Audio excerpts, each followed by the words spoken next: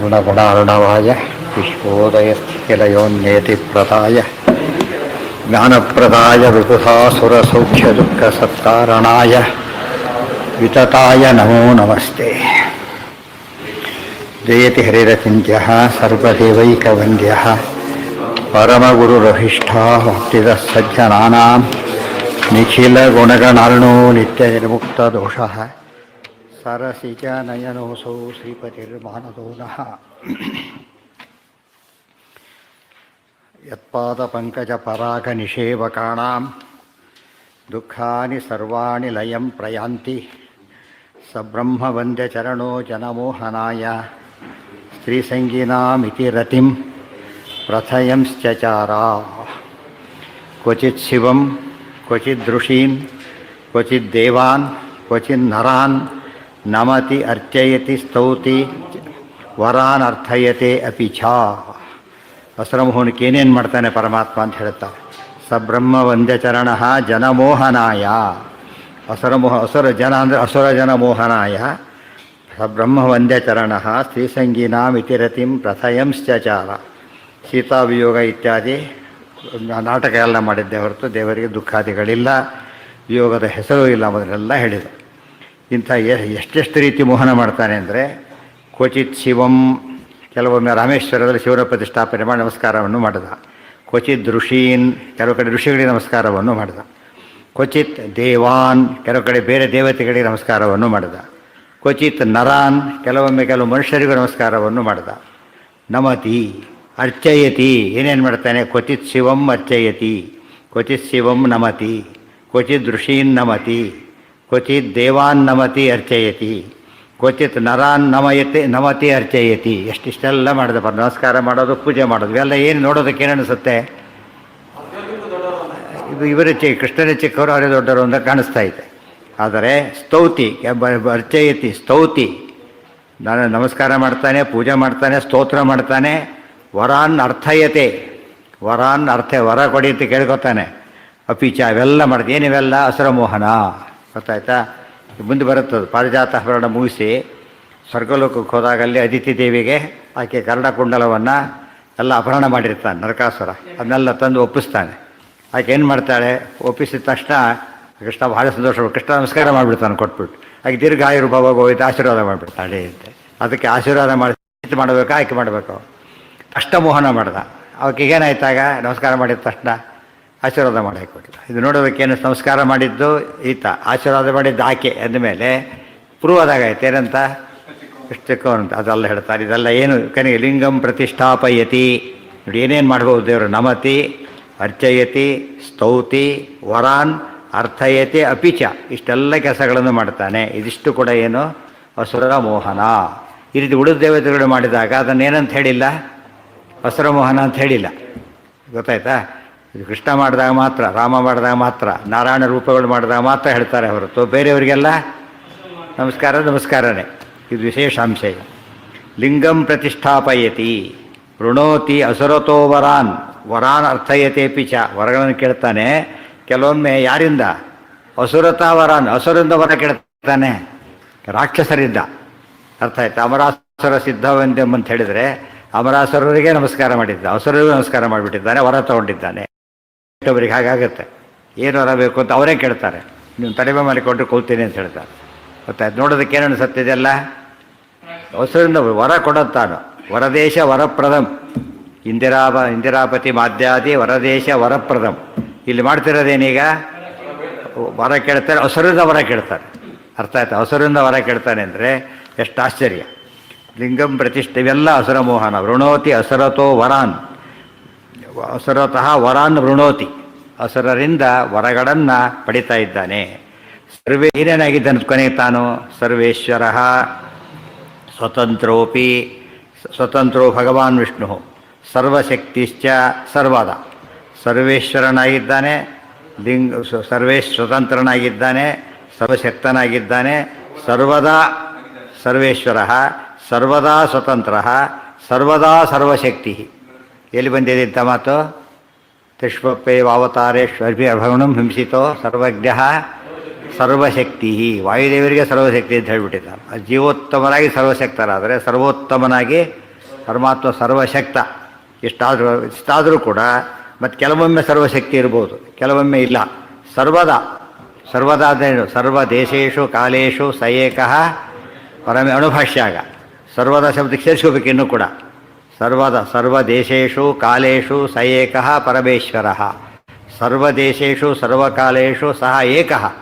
ಎಷ್ಟು ಕ್ಲಾರಿಟಿ ಇದೆ ಅದರೊಳಗೆ. ಇಷ್ಟೆಲ್ಲ ತಿಳ್ಕೊಂಡ ಮೇಲೂ ಕೂಡ ಸಂಶಯ ಬರಲಿಕ್ಕೆ ಕಾರಣ ಇಲ್ಲ. ಆದ್ದರಿಂದಲೇ ಸರ್ವೇಶ್ವರ ಸ್ವತಂತ್ರೋಪಿ ಸರ್ವಶಕ್ತಿಶ್ಚ ಸರ್ವದಾ ಸರ್ವಜ್ಞೋಪಿ. ಹೋಗಲಿ, ಅವೆಲ್ಲ ಇದೆ, ಆಗ ಬರ್ಸ್ಬಿಟ್ಟಿದ್ದಾನೆ. ಅರ್ಜುನ ಎಲ್ಲ ಇತ್ತು, ಆ ಕಾಲಕ್ಕೆ ಏನಾಯಿತು? ತಿರೋಧಾನ ಆಯಿತು. ತಿರೋಧಾನ ಆಗೇನಾಯಿತು? ನಾವು ಯುದ್ಧ ಮಾಡೋದಿಲ್ಲ ಅಂತ ಹೇಳಿದ. ಅದಕ್ಕೆ ಅದು ಅರ್ಜುನಿಗೆ ಹಾಗಾಗುತ್ತೆ, ಕೃಷ್ಣರಿಗೆ ಹಾಗಾಗುತ್ತೆ. ಸರ್ವಜ್ಞೋಪಿ ಸರ್ವದಾ ಸರ್ವಜ್ಞೋಪಿ, ಸರ್ವದಾ ಸರ್ವಜ್ಞ ಅಂತ ಹೇಳಿದಾಗ ಏನಾಗೋದಿಲ್ಲ ಅಲ್ಲಿ ನೋಡೋದಕ್ಕೆ. ಯಾವುದೋ ಕಾಲ ಮರ್ತ ಅಂತ ಸರ್ವಶಕ್ತಿ ಇತ್ತು, ಆದರೂ ಮರ್ತು ಅಂತ ಹೇಳಾಗಿಲ್ಲ. ಸರ್ವದಾ ಸರ್ವಜ್ಞೋಪಿ ಇದೆಲ್ಲ ಮಾಡೋದೇ ಆತಕ್ಕೆ ವಿಮೋಹಾಯ ಜನಾನಾಂ ಪುರುಷೋತ್ತಮ. ಜನಗಳಿಗೆ ವಿಶಿಷ್ಟವಾದ ಮೋಹವನ್ನು ಮಾಡೋದಕ್ಕೋಸ್ಕರವಾಗಿ ಹಾಗೆ ಮಾಡ್ತಾನೆ. ಹೆಸರಿಸ್ಕೋಬೇಕು. ಜನಾಯ ಅಂತ ಹೇಳಿದ್ರಿಂದ ದುರ್ಜನಾನಾಂ ವಿಮೋಹಾಯ, ಯಾರಿಗೆ ತಪಸ್ಸಾಗಬೇಕು ಅವರಿಗೆ. ಸಜ್ಜನಾನಾಂ ವಿಳಂಬಾಯ, ಸಜ್ಜನರಿಗೆ ತಪ್ಪು ತಿಳಿಯೋಕ್ರಮದಿಂದ ಏನಾಗುತ್ತೆ? ಮೋಕ್ಷಕ್ಕೆ ಹೋಗೋದು ಲೇಟ್ ಆಗುತ್ತೆ. ಅವ್ರ ಯೋಗ್ಯತೆ ಯಥಾಯೋಗ್ಯ ಫಲ ಬಂದಿತ್ತು, ಅದು ಅವ್ರು ಹೆಚ್ಚು ಫಲ ಬಂದಿದ್ದರೆ ಕಡಿಮೆ ಮಾಡಿಬಿಡ್ತಾನೆ. ಅವಸರ ಜನರಿಗೂ ಕೃಷ್ಣ ಮೋಹನವನ್ನು ಮಾಡ್ತಾನೆ, ದೇವತೆಗಳಿಗೂ ಮೋಹನವನ್ನು ಮಾಡ್ತಾನೆ, ಸಜ್ಜನರಿಗೂ ಮಾಡ್ತಾನೆ. ಅವಸರರಿಗೆ ಮಾಡೋ ಉದ್ದೇಶ ಅವರಿಗೆ ತಮಃಪ್ರಾಪ್ತಿ ಆಗಬೇಕು ಅಂಥೇಳಿ. ಯೋಗ್ಯರಿಗೆ ಮಾಡೋ ಉದ್ದೇಶ ಅವರಿಗೆ ಸಾಧನೆಗೆ ಎಷ್ಟು ಬೇಕೋ ಅಷ್ಟೇ, ಹೆಚ್ಚು ಕಡಿಮೆ ಆಗಿದ್ದು ಬ್ಯಾಲೆನ್ಸ್ ಮಾಡಿಸ್ತಾರೆ. ಅದರಿಂದಾಗಿಯೇ ಹೆಚ್ಚಾಗಿದ್ದ ಪುಣ್ಯನ ಕಳೆಯೋದ್ರಿಂದ ಏತಮಾನ ದುಡಿತೇವ ಹರೇರ್ನಾಮ ಹಿ ವೈದಿಕಂ. ಆದ್ದರಿಂದ ಹಾಗೆ ಮಾಡ್ತಾನೆ. ಇದೆಲ್ಲ ಬ್ಯಾಕ್ಗ್ರೌಂಡ್ ಗೊತ್ತಿಲ್ಲದೆ ಹೋದರೆ ನಮಗೇನು ಅನಿಸುತ್ತೆ? ಇದಿಷ್ಟು ಆಚಾರ ಹೇಳದೆ ಹೋಗಿದ್ದರೂ ಏನೇ ಹೇಳಿದರೂ ಸಮಾಧಾನ ಸಿಗ್ತಿರಲಿಲ್ಲ. ಸರಿಯಾಗಿ ಈಗಲೂ ಬೇರೆ ಸಿಕ್ಕಿಲ್ಲ. ಸರಿಯಾಗಿ ಯೋಚನೆ ಮಾಡಬೇಕಾದ್ರೆ ಆಚಾರ ಹೇಳಿದ ಮಾತನ್ನು ಸರಿಯಾಗಿ ಅವ್ರ ಮಾತುಗಳೆಲ್ಲ ಮತ್ತೆ ಯಾವೆಲ್ಲ ಯಾವ ಪುರಾಣದಲ್ಲಿ ಈ ರೀತಿ ರಾಮ ಮಾಡ್ದ ಕೃಷ್ಣ ಮಾಡ್ದ ಅಂತ ಹೇಳ್ತಾರೆ, ಅದೇ ಪುರಾಣದಲ್ಲಿ ಕ್ಲಾರಿಫಿಕೇಷನ್ ಇದೆ. ಮತ್ತೆ ನೋಟ್ ಎಲ್ಲಿ ಕೊಟ್ಟಿದ್ದಾರೆ? ಯಾರೋ ಒಂದು ಆಕ್ಷೇಪಣೆ ಮಾಡ್ದ, ಹೀಗೆ ಮಾಡಿದ್ರೆ ಹಾಗೆ ಮಾಡಿದ್ರೆ ಅಂಥೇಳಿ, ತಪ್ಪಿದ್ದಾರೆ ಹೇಳಿದ್ರು, ಎರಟ ನೋಡಿ ಕೊಟ್ಟಿದ್ದೀವಿ ಅಂತ ಹೇಳಿದ್ರು. ಅವಾಗ ಏನಾಯ್ತು ಅಲ್ಲಿಗೆ? ಹೌದು, ಸೇಲ್ ಡೀಡಲ್ಲಿ ಏನು ಮಾಡಿ ತಪ್ಪು ಮಾಡಿದಾಗ ಅಲ್ಲೇ ಸೈನ್ ಮಾಡಿಬಿಡ್ತಾರೆ. ಈ ಎರಡು ಪಾರ್ಟಿ ಸೈನ್ ಮಾಡಿದ ತಕ್ಷಣ ಏನಾಯ್ತದು? Equally valid. ಅದು ಮತ್ತೆ ಮಾತಾಡೋಗಿಲ್ವೇ ಇಲ್ಲ. ಮಾಡದೆ ಹೋಗಿದ್ದರೆ ಬಾಯಲ್ಲಿ ಹೇಳಿದ್ರೆ ಏನಾಗುತ್ತದ? ನೀವೇನೋ ಬರೋದು ಏನೋ ಹೇಳ್ತೀರಿ ಅಂತ ಆಗ್ತದೆ. ಅವರೇ ಬರೋದು ಅದೇ 15 ದಿವಸನೇ ಡೇಟ್ ಹಾಕಿ ಅಟೆಸ್ಟ್ ಆದಮೇಲೆ ಏನಿಲ್ಲ ಅದಕ್ಕೆ, ಇದನ್ನೆಲ್ಲ ಮರ್ತು ಬಿಡ್ತಾರೆ ಜನ. ಆಚಾರ ಹೇಳಿದ್ದು ತೋರಿಸ್ಕೊಟ್ಟಿದ್ದಿದ್ರ, ಕಲ್ಪನೆ ಮಾಡಿ ಹೇಳಿದ್ದಲ್ಲ. ಯಾವ ವೇದವ್ಯಾಸರು ಯಾವ ಇತಿಹಾಸ ಪುರಾಣಗಳಲ್ಲಿ ಭಗವದ್ ಅವತಾರಗಳು ಅನ್ಯರಿಗೆ ನಮಸ್ಕಾರಾದಿಗಳನ್ನು ಮಾಡಿದ ಪ್ರಸಂಗ ಕಾಣುತ್ತೋ ಅದೇ ಪುರಾಣದಲ್ಲಿ ಅದೇ ಇತಿಹಾಸದಲ್ಲಿ ಈ ನೋಟ್ ಕೊಟ್ಟಿರೋದ್ರಿಂದ ಅದೆಲ್ಲ ಏನದು ಅಸುರ ಮೋಹನ ಅಂತ ಪ್ರೂವ್ ಆಯಿತು. ಇದೇ ರೀತಿ ಉಳಿದವರು ಮಾಡಿದಾಗ ಏನಿಲ್ಲ, ನೋಟಿಲ್ಲ. ರುದ್ರಾದಿ ದೇವತೆಗಳು ಕೃಷ್ಣರಿಗೆ ನಮಸ್ಕಾರ ಮಾಡಿದಾಗ ಅದಕ್ಕೇನಂತ ನೋಟ್ ಕೊಟ್ಟಿಲ್ಲ, ಅಸುರ ಜನ ಮೋಹ ಅಂತ ಹೇಳಿಲ್ಲ. ಹಾಗೆ ಭಕ್ತಿಯಿಂದ ಮಾಡಿದ್ರು ಅಂತಲೇ ಹೇಳಿಬಿಡ್ತಾರೆ ಹೊರತು ಇದು ಹೇಳೋದಿಲ್ಲ. ಇದನ್ನು ಅಲ್ಲೇ ಸಿಗುತ್ತಿದೆ ಅಲ್ಲ, ಯಾರಿಗೆ ಬೇಕಾದ್ರೆ ಅದೆಲ್ಲ ಏನಲ್ಲ ವಾಕ್ಯಾರ್ಥ ಏನು ಮಾಡಬೇಕಾಗಿಲ್ಲ, ಸಿಂಪಲ್ ತೋರಿಸ್ಬಿಟ್ರೆ ಸಾಕು. ಆ ಕೆಲಸ ಮಾಡಿದ ಹೊರ ತಪ್ಪಾಗುತ್ತೆ. ಸರ್ವಜ್ಞೋಪಿ ವಿಮೋಹಾಯ ಜನಾನಾಂ ಪುರುಷೋತ್ತಮ ತಸ್ಮಾತ್, ಇದಿಷ್ಟು ಕ್ಲಾರಿಫಿಕೇಶನ್. ತಸ್ಮಾತ್ ಯೋ ಮಹಿಮಾ ವಿಷ್ಣೋ ಸರ್ವಶಾಸ್ತ್ರೋದಿತ ಸಹಿ. ಆದ್ದರಿಂದ ತಸ್ಮಾತ್, ಆದ್ದರಿಂದ ಯಹ ಮಹಿಮಾ, ಯಾವ ಮಹಿಮೆ ವಿಷ್ಣೋ ಸರ್ವಶಾಸ್ತ್ರೋದಿತ ಸಹ, ವಿಷ್ಣೋ ಯಾ ಮಹಿಮಾ ಅಸ್ತಿ, ವಿಷ್ಣುವಿನ ಮಹಿಮೆ ಏನಿದೆಯೋ ಅದು ಸರ್ವಶಾಸ್ತ್ರೋದಿತ. ಇದಿಷ್ಟು ದೇವರ ಮಹಿಮೆ ಇದು. ಆದ್ದರಿಂದನೇ ಸಹ ಆ ವಿಷ್ಣುವೇ ಸರ್ವಶಾಸ್ತ್ರೋದಿತ. ವಿಷ್ಣುರೇವ ವಿಜ್ಞಾಸ್ಯ ಸರ್ವಕರ್ತ ಸರ್ವಾಗಮೋದಿತ. ಸರ್ವೈಶ್ಚ ವೈದಿಕಪದೈರಪಿ ಲೋಕಶಬ್ದೈ ಮೇಘಾಗ್ನಿ ವಾರಿತಿ ತರಾತಿ ರವೈಶ್ಚ ಸರ್ವೈ ಏಕೋಭಿಧೇಯ ಪರಿಪೂರ್ಣಗುಣ ಪ್ರಿಯೋಲಂ ನಾರಾಯಣ ಮಮ ಸದೈವ ಸುತುಷ್ಟಿಮೇತು. ಇದು ಅರ್ಥ ಮಾಡಿಕೊಂಡ್ರೆ ಸರ್ವಶಬ್ದವಾಚ್ಯತ್ವ, ಸರ್ವ ದೇವವಂದ್ಯತ್ವ ಎಲ್ಲ ಗುಣಗಳು ಗೊತ್ತಾಗುತ್ತೆ. ಸರ್ವಶಾಸ್ತ್ರೋದಿತ ಸಹಿ. ತಸ್ಮಾತ್ ಯಹ ಮಹಿಮಾ ವಿಷ್ಣೋ, ಇದಿಷ್ಟು ವಿಷ್ಣುವಿನ ಮಹಿಮೆ. ಆದ್ದರಿಂದನೇ ಸಹ ಆ ವಿಷ್ಣು, ಈ ಮಹಿಮೆ ಹೊಂದಿರತಕ್ಕಂಥ ವಿಷ್ಣುವೇ ಸರ್ವಶಾಸ್ತ್ರೋದಿತ. ಶಾಸ್ತ್ರಯೋನಿತ್ವ ಆ ಸೂತ್ರಕ್ಕರ್ಥ ಇದೆ. ಶಾಸ್ತ್ರಯೋನಿತ್ವ ಅಂದ್ರೇನು? ಶಾಸ್ತ್ರದಲ್ಲಿ ಈ ರೀತಿಯಾಗಿ ವಿಷ್ಣು ಇದ್ದಾರೆ ಅಂಥೇಳಿ ನಮಗೆ ತಿಳಿದು ಬಂದಿದೆ. ಆದ್ದರಿಂದ ಅವನೇ ಜಗಜ್ಜನ್ಮಾಧಿಕರ್ತ, ಅವನೇ ಬ್ರಹ್ಮಶಬ್ದವಾಚ್ಯ, ಅವನೇ ಜಿಜ್ಞಾಸ್ಯ ಅಂತ ನೀವು ಹೇಳೋದಕ್ಕೆ ಹೊರಟ್ರೆ, ಬೇರೆಯವರು ಆಚಾರಾಗಿಲ್ವ? ಆಗಿದ್ದಾರೆ. ಏನಾಗಿಲ್ಲ, ಅವರು ಸರ್ವಶಾಸ್ತ್ರೋದಿತರಾಗಿಲ್ಲ. ಯಾರು ಕೂಡ ಸರ್ವಶಾಸ್ತ್ರೋದಿತರಾಗಿಲ್ಲ. ಉದಾಹರಣೆಗೆ ಮಹಾಲಕ್ಷ್ಮಿ ಕೂಡ ಏನಲ್ಲ, ಪುರುಷ ಸೂಕ್ತಾದಿಗಳ ಪ್ರತಿಪಾದ್ಯರಲ್ಲ. ಅಬ್ಬಡಿ ಸೂಕ್ತಲ್ಲಿ ಕೊನೆ ಅದು ಮಮಯೋನಿ ರಪ್ಸು ಅಂತಃ ಸಮುದ್ರೆ ಹೇಳಿದ್ರಿಂದ ಅವರಲ್ಲ.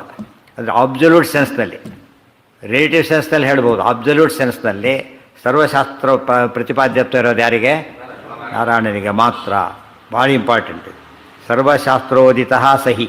ಇವತ್ತು ಗಣೇಶನ ಪೂಜೆ ಮಾಡಬೇಕಾದ್ರೆ ಯಾವುದೋ ಇಂದ್ರ ಸೂಕ್ತ ಹೇಳಿದ್ರೆ ಯಾರೋ ಒಪ್ಪಲ್ಲ, ಗಣೇಶ ಸೂಕ್ತ ಹೇಳಿ ಅಂತ ಹೇಳ್ತಾರೆ. ಆಯಾ ದೇವತೆಗೆ ಅದನ್ನೇ ಹೇಳಬೇಕು. ಆದರೆ ನಾರಾಯಣಿಗೆ ಹೇಳ್ಬೇಕಾದ್ರೆ ಯಾವ್ದು ಬೇಕಾದ್ರೂ ಹೇಳ್ಬೋದು. ಯಾಕೆ? ಎಲ್ಲವೂ ಆ ಥರದ್ದೇನೆ. ಇದು ಅರ್ಥ ಮಾಡಿಕೊಂಡ್ರೆ ಎಷ್ಟು ಕ್ಲಿಯಾರಿಟಿ ಇದೆ. ನಾಣ್ಯದಿತ್ತೇಷ ಶಾಸ್ತ್ರಾಣಾಂ ನಿರ್ಣಯ ನಾಣ್ಯತೆ ಇದೇ ಸರ್ವಶಾಸ್ತ್ರ. ಇದು ನಾ ಅನ್ಯದಿತ್ತೇಷ ಶಾಸ್ತ್ರಾಣಾಂ ನಿರ್ಣಯ ಸಮುದಾಹೃತ. ನಾ ಅನ್ಯತ್ ಇತಿ ಏಷಃ ನಾಣ್ಯದಿತ್ತೇಷಃ. ನಾಣ್ಯದಿತ್ತೇಷ ಸರಿ ಇದೆ. ಏನಾಗಿದೆ? ಸಮಾಸ ಆಗಿಲ್ಲ, ಅದು ಸಮಾಸನೇ ಅಲ್ಲ. ಅದು ನಾ ಅನ್ಯತ್ ಇತಿ ಸಂಧಿನ ನಾ ಅನ್ಯ ನಾಣ್ಯ, ನಾ ಅನ್ಯತ್ ನಾಣ್ಯತ್ ಸರಿ ಹೋಯ್ತು. ಏನಾಗಿದೆ? ನಾಣ್ಯತ್ ಇತಿ ಇತಿ ಏಷ ದಿತ್ತೇಷ ಆಯಿತು. ಏನಿದೆ ಅದು? ಅಲ್ಲ, ಏನಿರಬಾರ್ದು. ದಿತ್ತೇಷ ಅಷ್ಟೇ, ಕಟ್ಟದು ಕಟ್ಟ ಮುಗಿತಾಯ್ತು. ಮುಗಿದಲ್ಲಿಗೆ ಮುಂದೆ ಶಾಸ್ತ್ರಾಣ. ಯಾವ ಪುಸ್ತಕ ಅದು? ಎಲ್ಲಿದ್ದು ಅದು? ಅದರಲ್ಲಿ ಮಾಡಿ, ಇಲ್ಲೇ ಚೇಂಜ್ ಮಾಡ್ಬೇಕಂತ. ನಾಣ್ಯದಿತ್ತೇಷ ಶಾಸ್ತ್ರಾಣಾಂ ನಿರ್ಣಯ ಸಮುದಾಹೃತ. ಅನ್ಯತ್ ನ ಅಂದರೆ ವಿಷ್ಣು ಸರ್ವೋತ್ತಮತ್ವದ ಹೊರತು, ಅವನೇ ಸರ್ವೋತ್ತಮನೋದ್ರ ಹೊರತು ಅನ್ಯತ್ ಬೇರೆ ಯಾವುದೂ ಕೂಡ ಶಾಸ್ತ್ರಾಣಾಂ ಶಾಸ್ತ್ರಗಳ ಏನು ಶಾಸ್ತ್ರಗಳ ತತ್ಪರತ್ವ ಅನ್ನೋದಿಲ್ವೇ ಇಲ್ಲ. ಅದಕ್ಕೆ ಹೇಳಿದ್ದೆ ವೇದಾಂಶ ಬಂತಲ್ಲಿದ್ರೊಳಗೆ ಸರ್ವೇ ವೇದ ಯತ್ಪದ ಮಾಮನಂತಿ. ಆಮೇಲೆ ವೇದಶ್ಚ ಸರ್ವೈರಹಮೇವ ವಾಚ್ಯ ತಾನೇ ಹೇಳಿದ್ದೆ ಕೃಷ್ಣ. ಆದ್ದರಿಂದ ನಾಣ್ಯದಿತ್ತೇಷಃ ಶಾಸ್ತ್ರಾಣಾಂ ನಿರ್ಣಯ ಇದೆ. ಏಷಃ ಇದು ಶಾಸ್ತ್ರಾಣಾಂ ನಿರ್ಣಯ, ಶಾಸ್ತ್ರಗಳ ನಿರ್ಣಯ ಅಂಥೇಳಿ. ಸಮುದಾಹೃತ ಸಮ್ಯಕ್ ಉದಾಹೃತ. ಆಲೋಡ್ಯ ಸರ್ವಶಾಸ್ತ್ರಾಣಿ ಸುಮ್ಮನೆ ಹೇಳಿದ್ದಲ್ಲ, ಎಲ್ಲ ಶಾಸ್ತ್ರಗಳ ವಿವೇಚನೆ ಮಾಡಿ ಎಲ್ಲ ಪ್ರಮಾಣ ಹುಡುಕಿ ಲಕ್ಷ್ಮೀಕಾಂತ ಸಮಂತತೋಪಿ ಕಲಯನ್ ಆಲೋಡ್ಯ ಸರ್ವಶಾಸ್ತ್ರಾಣಿ ಎಲ್ಲ ಬಂದೋಯ್ತು. ಇದು ಫೈನಲ್. ಇದು ಅಂದರೆ ಸುಪ್ರೀಂ ಅಲ್ಲಿ ಜಡ್ಜ್ಮೆಂಟ್ ಆಗಿದ್ದಿದ್ದು. ಲೋಯರ್ ಇದರಲ್ಲಾಗಿದೆ. ಹೈಯೆಸ್ಟ್ ಲೆವೆಲಲ್ಲಿ ಏನು ತೀರ್ಮಾನ ಆಗಿದೆ ಈಗ? ಹೈಯೆಸ್ಟ್ ಲೆವೆಲ್ ವಿಷ್ಣು ಸರ್ವೋತ್ತಮತ್ವನೇ ಪ್ರೂವ್ ಆಗಿದೆ. ಸಕಲ ಶಾಸ್ತ್ರಗಳು ವಿಷ್ಣು ಪರಾಯಣಂತೆಯೇ ಪ್ರೂವ್ ಆಗಿದೆ. ಅದೇ ವಿಷ್ಣುವೇ ಸರ್ವೋತ್ತಮ. ಇದಿಷ್ಟು ಸಿದ್ಧಾಂತ. ಇಷ್ಟು ಹೇಳಿ ಅಲ್ಲಿ ಒಂದು ಘಟ್ಟ ಮುಗೀತು. ಇನ್ನೊಂದು ಘಟ್ಟ ಈಗ. ಇದಿಷ್ಟು ಕೂಡ ಎಷ್ಟು ವಿಷಯ ಹೇಳ್ತಾ ಬಂದರು ಒಂದೊಂದನ್ನು ಕೂಡ. ಇದರಿಂದ ಈ ರೀತಿ ಆಲ್ರೌಂಡ್ ಹೇಳಿದ್ರಿಂದ ಏನಾಯ್ತು ಅಲ್ಲಿಗೀಗ? ಯಾವ ಸಂಶಯ ಶಿಷ್ಯರಿಗೆ ಉಳಿಬಾರ್ದು. ಅದಕ್ಕೆ ಮಹಾಭಾರತ ತಾತ್ಪರ್ಯ ನಿರ್ಣಯಂ ಸಂಶಯ ಛೇದಂ ವ್ಯಾಸರಾಜರ ಮಾತದು ಗ್ರಂಥಮಾಲ. ಯಾತ ಸಂಶಯ ಏನೇ ಇದ್ದರೂ ಕೂಡ ಏನು ಮಾಡ್ತಾರೆ ಅವರು? ಪರಿಹಾರ ಮಾಡಕ್ಕೆ ಬಿಡ್ತಾರೆ. ಯಾತಕ್ಕೆ? ಇದರಲ್ಲಿದೆ ಯಾವ ಪ್ರಶ್ನೆಗೆ ಎಲ್ಲ ಪ್ರಶ್ನೆಗೂ ಉತ್ತರ ಕೊಡ್ತಾರೆ. ಅತ್ಯಾರು ಕೊನೆ ಹೇಳ್ತಾರೆ ವಿನಿರ್ಣಯೋ ಯಮುನಾ ವಿನಾಯತೆ. ಇದನ್ನು ಬಿಟ್ಟರೆ ಬೇರೆ ನಿರ್ಣಯ ಇಲ್ಲ. ಏನು ಡೌಟ್ ಬಂದರೆ ಉತ್ತರ ಇದೆ ಅಂತ ಹೇಳ್ತಾರೆ. ಇದರಲ್ಲೇ ಡೌಟ್ ಪಟ್ಟರೆ ಕತೆ ಮುಗೀತು ಅಲ್ಲಿಗೆ. ಇದೇ ಡೌಟ್ ಪಡೋ ಕಾರಣನೇ ಇಲ್ಲ ಅಂತ ಗ್ರಂಥ ಇದೆ. ಯಾಕೆ ನೋಡಿದರೆ ಗೊತ್ತಾ ಡೌಟ್ ಇಲ್ಲ ಅಂತ ಹೇಳೋದಕ್ಕೆ ಏನಿದ್ರೊಳಗೆ? ಇದರ ಸುಪ್ರೀಂ ಕೋರ್ಟ್ ಸುಪ್ರೀಂ ಅಂತ ಹೇಳುತ್ತೆ. ಏನು ಇನ್ನೊಬ್ರು ಹೇಳಬೇಕಾಗಿಲ್ಲ, ಸುಪ್ರೀಂ ಜಡ್ಜ್ಮೆಂಟ್ ಅದು. ಅದೇ ರೀತಿ ಎಲ್ಲ ಶಾಸ್ತ್ರಗಳು ಹೇಳಿಬಿಟ್ಟಿವೆ ವಿಷ್ಣುವೇ ಸರ್ವೋತ್ತಮ ಅಂಥೇಳಿ. ಎಲ್ಲ ವಾಕ್ಯಗಳನ್ನು ತೆಗೆದು ಎಲ್ಲ ಪುರಾಣಗಳ ಸಾರವನ್ನು ಹೇಳಿ ಎಲ್ಲ ಪ್ರಶ್ನೆಗೆಲ್ಲ ಉತ್ತರ ಕೊಡ್ತಾ ಬರ್ತಾರೆ. ನಮಸ್ಕಾರ ಯಾಕೆ ಮಾಡಿದ, ಹಾಗಿದ್ರೆ ಪ್ರತಿಷ್ಠಾಪನೆ ಯಾಕೆ ಮಾಡಿದ, ಉತ್ತರ ಅದಕ್ಕೆಲ್ಲ ಕೊಡ. ಆದ್ದರಿಂದ ಮತ್ತೆ ಯಾವ್ಯಾವ ಗ್ರಂಥಗಳಿಂದನೇ ಉತ್ತರ ಕೊಟ್ಟರು. ಈಗ ಎಲ್ಲಿ ತನಕ? ಅಲ್ಲಿ ತಿಳಿ ತನಕ ಭವಿಷ್ಯತ್ ಪುರಾಣ ಅಲ್ಲ, ಹಿಂದೆ ಮುಗಿತಾಗಲೇ ಅದು. ನೋಡಿ ಇಲ್ಲಿ ಮುಗೀತು ಅಂದರೆ ಇಲ್ಲಿದೆ ನೋಡಿ. ಚರಿತಂ ವೈಷ್ಣವಾನ ಅಂತೂ ವಿಷ್ಣುದ್ರೇಕಾಯ ಕಥ್ಯತೆ. ಅಲ್ಲಿವರೆಗೂ ಕೂಡ ಭವಿಷ್ಯತ್ವರ್ವ. ಹಿಂದೆ 129ರಲ್ಲಿದೆ ಪೂರ್ವಾರ್ಥ. ಚರಿತಂ ವೈಷ್ಣವಾನ ಅಂತೂ ವಿಷ್ಣುದ್ರೇಕಾಯ ಕಥ್ಯತೆ. ಅದಾದ ಮೇಲೆ ತಥಾ ಭಾಗವತೇಪ್ಯುಕ್ತಂ ಹನುಮದ್ವಚನಂ ಪರಂ. ಮುಂದೆಂದು ಭಾಗವತ ಅಂತ ಹೇಳಿದರು. ಗೊತ್ತಾಯ್ತಾ? ಆ ಭಾಗವತ ಇದೆಲ್ಲ ಬೇರೆ ಹೇಳಿ ಇತ್ಯಾದಿ ಅಂತ ಹೇಳಿಬಿಟ್ರು ಅಷ್ಟೇ, ಯಾವುದೋ ಅಂತ ಹೇಳಲಿಲ್ಲ. ಯಾಕೆಂದರೆ ಕೆಲವೆಲ್ಲೋ ನಿಂತಾಗ ಹೇಳೋಕ್ಕೆ ಹೋಗೋದಿಲ್ಲ. ಉದಾಹರಣೆಗೆ ನಹಿ ಜ್ಞಾನೇನ ಸದೃಶಂ ಗೀತಾ ಅಂತ ಹೇಳಬೇಕಾಗಿಲ್ಲ. ಯಾತಕ್ಕೆ? ಭಾಳ ಆಗಿರ್ಕ ಎಲ್ಲ ಗೊತ್ತಿದ್ವಿ ಇವೆಲ್ಲ ಕೂಡ. ಆದ್ದರಿಂದ ಅದು ಕೆಲವೊಂದು ಹೇಳೋದಿಲ್ಲ, ಕೆಲವೊಂದು ಯಾವುದನ್ನು ಚೆನ್ನಾಗಿ ಗೊತ್ತಿರೋದು ತೋರಿಸ್ತಾರೆ. ನಾಣ್ಯತಿತ್ತೇಷ ಶಾಸ್ತ್ರಾಣಾಂ ನಿರ್ಣಯ ಸಮುದಾಹೃತ. ಇಷ್ಟಾದ ಮೇಲೆ ಇವ್ರ ಆಚಾರ್ಯ ಮಾತಿದೆ ಮುಂದಿಂದ. ಇದಿಷ್ಟು ಆಚಾರ್ಯ ಮಾತುಗಳೇ ಆ ಶ್ಲೋಕ ಪೂರ್ತಿ. ಭಾರತಾರ್ಥ ತ್ರಿಧಾ ಪ್ರೋಕ್ತ ಸ್ವಯಂ ಭಗವತೈವ ಹಿ. ಭಾರತಾರ್ಥ ತ್ರಿಧಾ ಪ್ರೋಕ್ತ ಸ್ವಯಂ ಭಗವತ ಏವ ಹಿ. ಸ್ವಯಂ ಭಗವತ, ಯಾವ ಭಗವಂತ ವ್ಯಾಸರೂಪದಿಂದ ಮಹಾಭಾರತವನ್ನು ಬರೆದನೋ ಅದೇ ಭಗವಂತನೇ ಏನಂತ ಹೇಳಿದ್ದಾನೆ?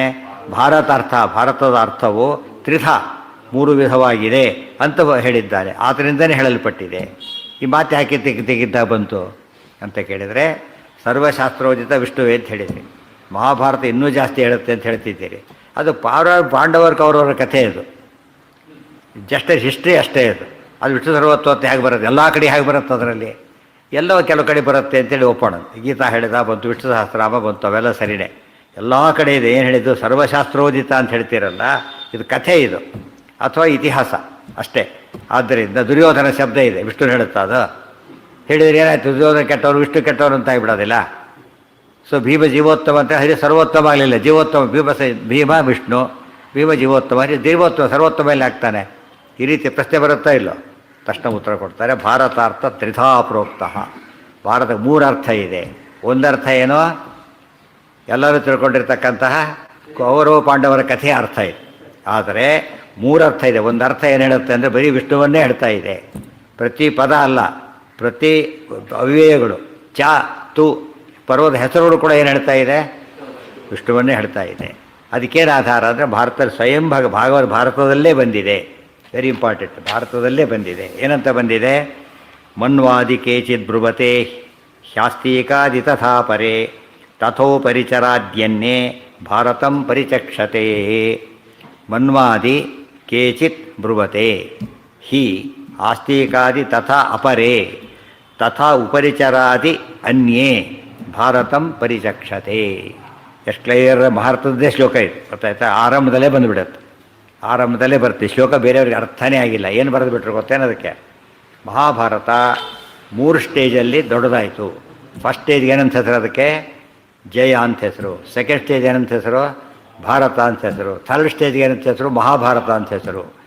ಜಯ, ಭಾರತ, ವೆಸ್ಟರ್ನ್ಸ್ ಎಲ್ಲ ಇದೇ ಅರ್ಥ ಮಾಡ್ಕೊಂಡಿತ್ತು. ಪ್ರತಿಯೊಬ್ಬರು ಕೂಡ ಇದನ್ನ ಅರ್ಥ ಮಾಡ್ಕೋಬೇಕಾದ್ರೆ ಮಹಾಭಾರತ 3 ಸ್ಟೇಜ್. ಮೊದಲನೇ ಸ್ಟೇಜಲ್ಲಿ ಎಷ್ಟು ಶ್ಲೋಕ ಇದ್ವು, ಅದರಲ್ಲಿ 8800 ಇದ್ವು. ಎರಡನೇ ಸ್ಟೇಜಲ್ಲಿ ಎಷ್ಟಾದವು, 24,000 ಶ್ಲೋಕ ಆಯಿತು. ಮೂರನೇ ಸ್ಟೇಜಲ್ಲಿ ಎಷ್ಟಾಯಿತು, 1,00,000 ಶ್ಲೋಕ ಆಯಿತು. ಮುಖ್ಯ ಕಥೆ ಎಷ್ಟು ಅಂದರೆ ಬರೀ 8,800 ಶ್ಲೋಕ. ಸ್ವಲ್ಪ ಉಪಾಖ್ಯಾನಗಳು ಸೇರಿಬಿಟ್ರೆ ಎಷ್ಟಾಯಿತು, ಅದು ಸ್ವಲ್ಪ ಜಾಸ್ತಿ ಆಯಿತು. ಇನ್ನು ಏನೇನು ಉಪದೇಶ ಎಲ್ಲ ಸೇರಿ ಹಾಕಿಬಿಟ್ರೆ 1,00,000 ಆಯಿತು. ಇದು ಮಹಾಭಾರತ ಹೇಳಿದೆ, ಇದ್ರ ಮೇಲೆ ಈ ಶ್ಲೋಕದ ಮೇಲೆ ಹಾಕಿಬಿಟ್ರೆ ನಡಿ ಅಂತೇಳಿ. ಅಲ್ಲೇ ಅಲ್ಲ ಆಚಾರ, ಅದಕ್ಕೆ ಅರ್ಥ ಬರೀತಾರೆ ಇದು. ಇವತ್ತಿಗೂ ಬೇರೆಯವ್ರಿಗೆ ಗೊತ್ತಿಲ್ಲ ಇದು, ಇವತ್ತಿಗೂ ಕೂಡ ಬೇರೆ. ಅದು ಹೇಳಿದ್ದಲ್ಲ, ಯಾಕೆ ಹೇಳಿ ಅಲ್ಲ, 3 ಆದಿ ಅಂತ ಬಂತಲ್ಲ, ಮನು ಆದಿ, ಮನುವಿನ ಕಥೆಯಿಂದ ಪ್ರಾರಂಭವಾಗೋದು ಒಂದು ಮಹಾಭಾರತ. ಆಸ್ತಿಕಾದಿ, ಆಸ್ತಿಕ ಪರ್ವ ಅಂತ ಒಂದು ಬರುತ್ತೆ, ಅಲ್ಲಿಂದ ಶುರುವಾಗೋದು ಇನ್ನೊಂದು ಮಹಾಭಾರತ, ಇನ್ನು ಅದು ಭಾರತ. ಆಮೇಲೆ ಉಪರಿಚಾರ ವಸುವಿನ ಕಥೆ ಬರುತ್ತೆ, ಅಲ್ಲಿಂದ ಶುರುವಾಗೋದು ಮಹಾಭಾರತ. ಎಷ್ಟು ಮೂರ್ಖರು ಅಂದರೆ ಅರ್ಥ ಮಾಡಿದಾಗ ಅದು ಮೂರಿಗೆ ಡಿಫ್ರೆನ್ಸ್ ಎಷ್ಟಿದೆ ಗೊತ್ತಾ. ಮೂರ್ಖನು ಬರೀ 100 ಶ್ಲೋಕ ಡಿಫ್ರೆನ್ಸ್ ಇರೋದು ಅಷ್ಟೇ. 100 ಶ್ಲೋಕಕ್ಕಿದು 8,800, 24,000, 1,00,000 ಆಗಿಬಿಡತ್ತಾ. ಉದಾಹರಣೆ ಎಲ್ಲಿರ್ತಾರೆ, ಉದಾಹರಣೆಗೆ ಆದಿಪರ್ವದಲ್ಲಿ ಈ ಶ್ಲೋಕ ಇದೆ ಅಂತ ತಿಳ್ಕೊಬೋಣ. ಯಾವುದು 8,800 ಮೊದಲನೇ ಶ್ಲೋಕ. ಆಮೇಲೆ ಯಾವುದು ಮನ್ವಾದಿ, ಮನು ಎಂಬ ರೆಫರೆನ್ಸು ಆದಿಪರ್ವದಲ್ಲಿ ಇದೆ ಅಂತ ತಿಳ್ಕೊಬೋಣ. ಆಮೇಲೆ ಇನ್ನೊಂದು ಯಾವುದು ಆಸ್ತಿಕನ ಕಥೆ ವನಪರ್ವದಲ್ಲಿ ತಿಳ್ಕೊಬೋಣ. ಇದು ಎಲ್ಲೋ ಭೀಷ್ಮ ಪರ್ವದಲ್ಲಿ ಅವಾಗ ಹೇಳ್ಬೋದು. ಆದಿಪರ್ವದಲ್ಲೇ ಆರಂಭದಲ್ಲೇ 3 ಬಂದು ಹೋಗ್ಬಿಟ್ಟಿದೆ ಕಥೆಗಳು. ಇವ್ರ ಪ್ರಕಾರ ಅರ್ಥ ಮಾಡಿಕೊಂಡ್ರೆ ಡಿಫ್ರೆನ್ಸ್ ಎಷ್ಟು ಬರ್ಬೇಕು ನಮಗಾಗ, ಲ್ಯಾಕ್ಸು 8,000 ಅಂತ ಆಗಲ್ಲ, ಜಸ್ಟ್ ಫ್ಯೂ ಹಂಡ್ರೆಡ್ಸ್ ಅಷ್ಟೇ.